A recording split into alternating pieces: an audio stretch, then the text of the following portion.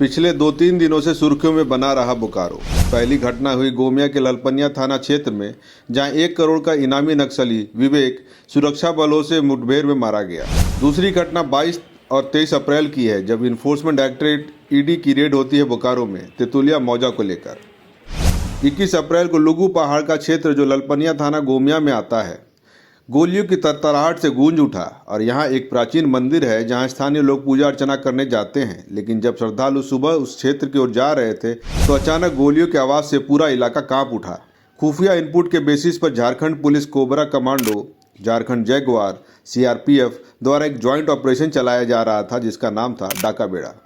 सुरक्षा बल रात से ही उस क्षेत्र में डेरा जमाए हुए थे और अहले सुबह 5:30 बजे से उनकी और नक्सलियों के बीच मुठभेड़ की शुरुआत हो जाती है।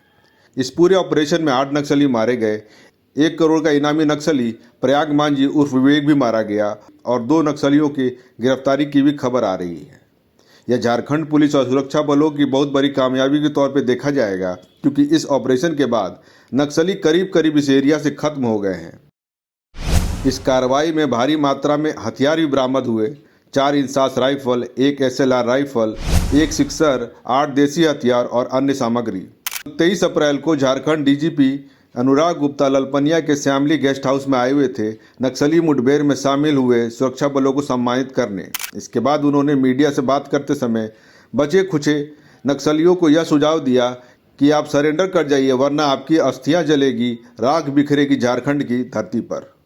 उनकी पूछताछ चल रही है। सर, कितने लोग पकड़े गए? ये आपको डिटेल एसपी बताएंगे, मैं ज़्यादा नहीं बताऊंगा उसमें, क्योंकि अभी सर्च चल रही है। उम्मीद है कि कुछ और लोग भी पकड़े जाएंगे। वैसे अभी तक 2 व्यक्ति हमारे कस्टडी में हैं। सर, बहुत सारे बड़े दुर्दांत को एक तरह से कह सकते हैं कि नक्सली जमा हुए थे। क्या कोई बड़ी घटना होने की उम्मीद थी क्या? अब ये घटना क्या करेंगे, अभी तो भागे चल रहे हैं। अब ये इस जंगल से उस जंगल, इस पहाड़ से उस पहाड़। ये लोग अब घटना करने की स्थिति में नहीं है। ये अपनी जान बचा ले, यही बहुत है। अब क्या घटना करेंगे? आप याद करेंगे 20 साल पहले इसी राज्य में नक्सली बंद होता था तो रात में लोगों का आवागमन बंद हो जाता। अभी नक्सली कुछ बोलता है, लोग ध्यान भी नहीं देते। अभी पीछे तो अखबार में खबर चल रही थी कि इन लोगों ने ऑफर किया कि हम जो है आपके साथ वार्ता करना चाहते हैं। पर्चा जारी किया था। वार्ता, जो हारा हुआ दुश्मन क्या वार्ता करेगा? खाली सरेंडर करे, हथियार डाले, हम लोग के सामने आए, अपनी सरेंडर की पॉलिसी के अनुरूप लाभ ले और अपने परिवार को बचाए। तो वार्ता का स्कोप अब नहीं है, मात्र सरेंडर का स्कोप है झारखंड में। ओके, चलिए, थैंक यू वेरी मच। अब चलते हैं दूसरे खबर की तरफ, जो 22 और 23 अप्रैल को बोकारो में घटित हुई। सुबह से ही इन्फोर्समेंट डायरेक्टरेट ईडी की छापी खबर सामने आने लगी। दिल्ली से आई यह टीम मंगलवार को एक साथ कई जगहों पर रेड करने पहुंच गई।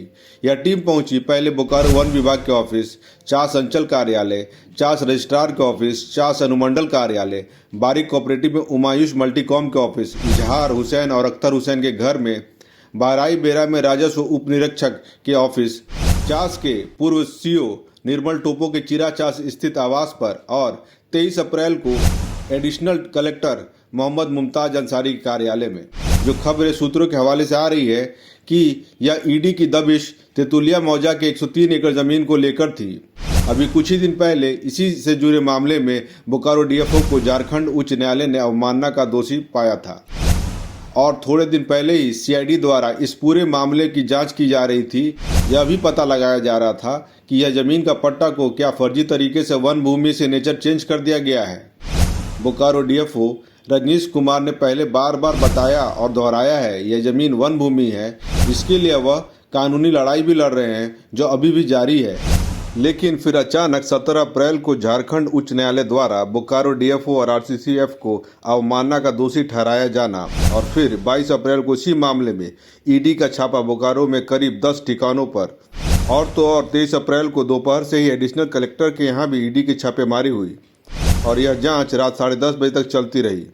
इस कार्रवाई के बाद परिवर्तन निर्देशालय के अधिकारी कुछ कागजात जब्त करके अपने साथ ले गए। पूरा मामला क्या है और किस बारे में यह जांच हो रही है और इसकी आधिकारिक पुष्टि तो नहीं हो पाई है, लेकिन जो सूत्र बताते हैं मामला तेतुलिया मौजा से ही जुड़ा हुआ है और इस तरह की छापेमारी होने के बाद मामला दोबारा सुर्खियां बटोर रहा है। इन 3-4 दिनों में मौसम के साथ साथ इन खबरों ने भी बोकारो का तापमान बढ़ा दिया है।